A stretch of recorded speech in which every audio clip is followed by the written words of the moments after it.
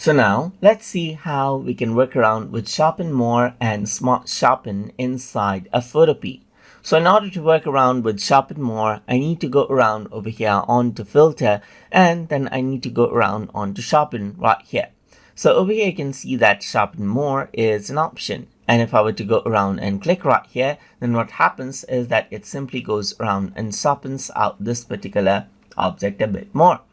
I can also go around over here onto Filter and then go to Sharpen right here and then go to Smart Sharpen. And what Smart Sharpen does is it brings out this dialog box right here, and you can go around and change around the amount of sharpen, as you can see right here. And you can also change around the radius of the sharpen, as you can see right here, just like this. And this is what you have right here. You can go around, change around the amount of sharpen right here, and change around the radius of the sharpen as well. And this is what you have, as you can see. And that is how you can go around and utilize Sharpen More and Smart Sharpen option inside a Photopea. So hope you guys learned something as always.